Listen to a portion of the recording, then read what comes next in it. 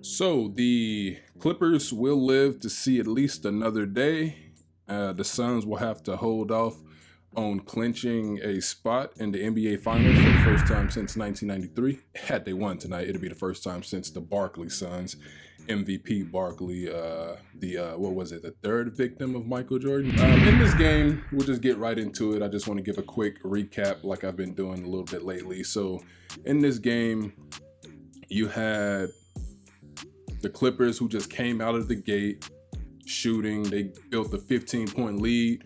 The Suns would eventually come back and take their first ever lead in the game when Chris Paul hit a jumper and they went up 62-61, I believe. And then just like that, the Clippers were back up by 9. So the big takeaway for the Clippers, first of all, again, they live to see another day. Ty Lue making the adjustments when they mattered the most. There was no Zubac tonight, so they were kind of undersized. Morris, I think Morris played the center for them, and he was fantastic out of the gate. He finished with about, 22 points. He finished with 22 points, had 20 in the first half, but that's all he needed because Paul George was not, he was being all casual in the first half, and he needed to turn it up a notch. He wasn't shooting poorly or anything. I think he had about 11 points, but he really got things going in the third quarter, scoring 20 points, and he finished with 41 overall. But like I said, Ty Lue made the adjustments. They had people step up. Beverly did a really good job. He only finished with 7 points, but his work on the defensive end, bothering Booker, forcing Booker to go 9 for 22. I'm sure he didn't guard him the entire time, but most of the night you saw Beverly on Devin Booker, and he did a good job. Booker had 31, but I don't think he was very efficient. He was a -10. But we're gonna get to the Suns. But first, it's about the Clippers and what they did right. Like I said, they jumped out on them from the start. Ty Lue did a great job with the adjustments, being with all the injuries and everything. DeMarcus Cousins gave a great lift off the bench, scoring 14. How many did he have? He had 15 points off the bench. Again, we had the Morris twin, Morris Sr. had 22 points. Reggie Jackson had 23. PG lit it up with 41 points and also grabbed 13 rebounds. Nate Batum had 8 rebounds in the game. But the Clippers, we figured that when the Suns got Chris Paul back, that Phoenix would run away with it. They'd be a much better team, but they've lost 2 games since Chris Paul has been back, and now this is going back to LA for the Clippers to try and force a Game 7. They have to win. I believe that game is Wednesday night in order to force a Game 7 and take the series back to Phoenix. It looks possible, like I said, because Paul George looks a lot like me and my buddy was talking about this, and my buddy brought up a point that Paul George seems to always play very well when he's the number one guy. Always. He's showing out in this series for the most part.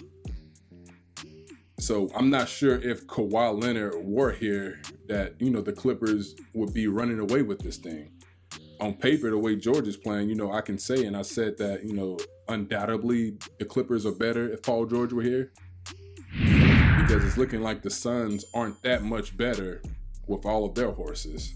It looks like they're probably slightly better, but they lost, in a sort of convincing way tonight.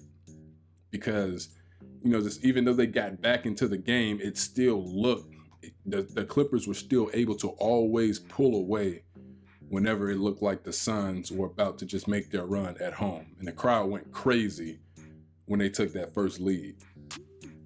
And just like that, they were shut up again. Big takeaway for the Suns, DeAndre Ayton, he had about 10 points. Yeah, he finished with 10 points, 5 of 9 shooting, grabbed 11 rebounds. I think I recall on 3 occasions in which, they tried to throw it up for him for an alley-oop, and it felt like it wasn't in the right spot. But the Clippers did a great job of shutting him down tonight. 10 points is not enough for DeAndre Ayton. Booker, like I said, was not efficient. 31 points, but took 22 shots to get it. Chris Paul had 22 points and 8 assists. Efficiency-wise, he was a -15. He turned the ball over 2 times. And, yeah, they just weren't, something just felt off about the Suns tonight. Cameron Payne, who was the star for the Suns when Chris Paul was out for those 2 games. 13 minutes, 2 of 6, 1 of 2 from 3, 5 points. Monty Williams maybe have to figure out how to get Payne into the rotation and, a way for him and Chris Paul to work better together. But this is looking like this is the reason the Suns, are starting to I don't want to say they're ungelling, because we did see the Lakers take that 2-1 lead over them, and the Suns came back and, scorched them and won 3 straight and won the series. But this game, they put a really bad game on film, and with Tyrell being the adjustment guru that he's proven to be the best coach right now in the NBA and probably all the NBA, with what he's doing, this looked like, something that he can take advantage of and take into this Game 6 to try to get this thing back to Phoenix. I'm hoping it comes back to Phoenix. I'm not a fan of either team, but I want a competitive game. If my team isn't in it, I want every series to be stretched out. If it were the Lakers, sweep everybody. But if it's other teams, every series goes 7.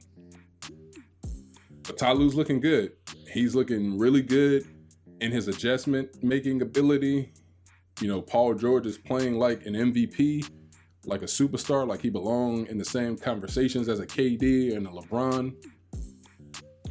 And this thing could very well be coming back to Phoenix for a Game 7, because Ty Lue is going to make sure that his team comes out ready to play.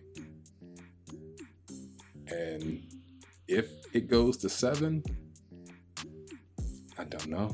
I said Clippers in 7 before Kawhi got injured, or before I even thought. But now, I don't know. So, yeah, that's my recap of Game 5. Until next time, thank you for hearing me out.